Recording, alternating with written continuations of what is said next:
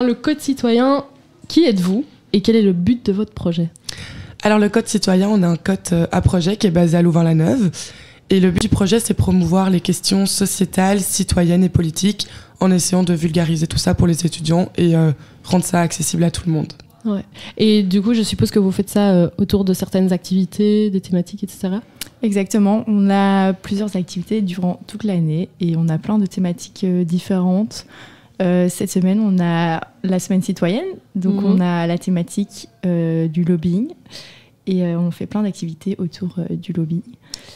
Et puis après, on change de thématique dans l'année. On a fait une thématique sur la légalisation du cannabis.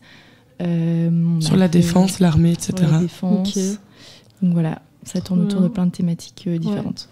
Ouais. Du coup, toutes ces activités, vous les faites en présentiel, etc. Mais j'ai vu que vous êtes aussi assez actifs sur les réseaux sociaux. Par exemple, avec les 5 actus de la semaine, etc. Où vous faites des petites vidéos, des reels pour expliquer un peu, par exemple, quels sont les différents partis, etc.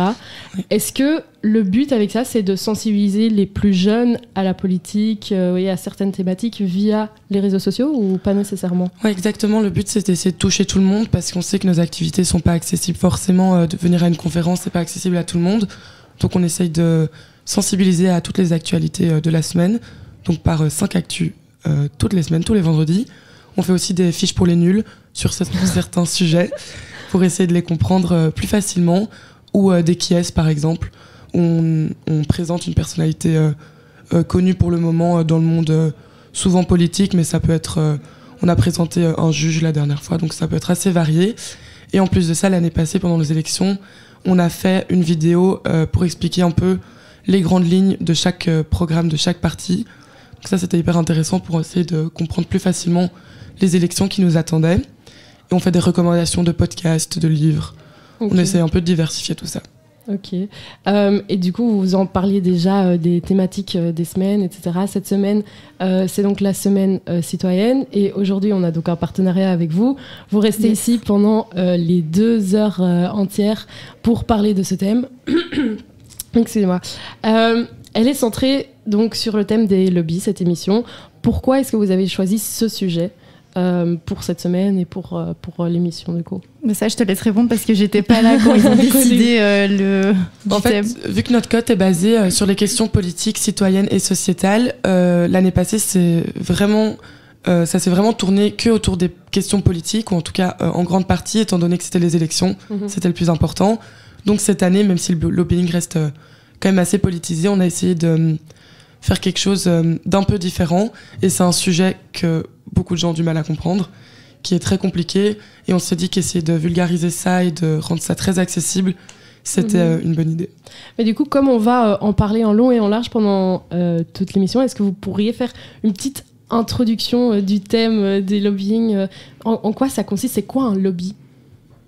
Alors, un lobbyiste, c'est quelqu'un, ça peut être pas forcément une personne, mais ça peut être une entreprise, une ONG, ça peut être plein de choses différentes. Et c'est en fait des gens qui vont vouloir influencer les décideurs, les politiciens, etc., pour vouloir changer quelque chose dans la politique. Donc, ils veulent vraiment... le but, c'est vraiment qu'ils influencent les politiciens de différentes manières. Comment est-ce qu'ils influencent? Soit ils vont voir les politiciens directement en face, soit ils font ça via les médias, ils peuvent faire ça via des manifs, je pense, je sais plus trop, mais il y a plein de façons d'influencer tout ça, et leur but c'est de créer du changement là-dedans, quoi. Mais je sais pas si tu as une meilleure explication. C'est parfait.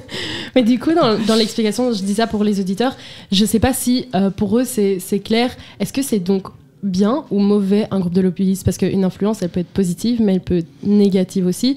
Et j'ai l'impression quand même que dans les médias, quand on parle de groupes lobbyistes, c'est souvent un peu avec une connotation négative. Mais je sais pas, est-ce qu'il y a moyen que des lobbyistes aient un impact positif aussi sur la politique et la société? Oui, bien sûr, je pense que il y a des lobbyistes positifs, il y en a qui sont négatifs. Après, chacun a son avis dessus, mais je pense que oui, il y a des lobbyistes qui sont très positifs aussi. C'est vrai que dans la plupart du cas, c'est plutôt vu d'une manière très péjorative, mais voilà. Je pense que c'est aussi la manière dont ils essayent d'arriver à leur fin, qui peut parfois être vue d'une manière assez négative. Mais après, les changements qu'ils proposent, ça c'est à chacun de voir ce qu'ils en pensent. Quoi. Et là, quand tu parles de la manière dont ils vont arriver à leur fin, moi je pense directement à la corruption, et je sais que c'est un thème dont on va parler aussi aujourd'hui. Ça fait aussi partie des thèmes que vous abordez du coup pendant la semaine citoyenne. C'est à côté des lobbyistes. La corruption, ça fait d'office partie de si t'es lobbying, enfin si tu fais du lobbying, il y aura d'office de la corruption dans ça, mais je sais pas s'ils ont prévu d'en parler, mais je crois oui, il y a une chronique sur je pense qu'ils vont en parler après effectivement, mais on n'en a pas parlé forcément durant notre autre activité. C'est pas ça, c'est ça, on s'est pas centré là-dessus. C'est pas centré là-dessus exactement. Ok. Bon, c'était juste aussi pour demander si lobbying voulait d'office dire corruption, mais comme il y a aussi moyen de faire du lobbying en positif, pas d'office du coup. Je pense que c'est pas d'office de la corruption, mais ok, effectivement, il y en a.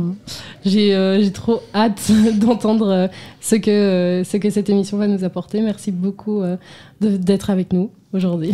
Avec plaisir. Merci de nous avoir invités. Avec grand plaisir.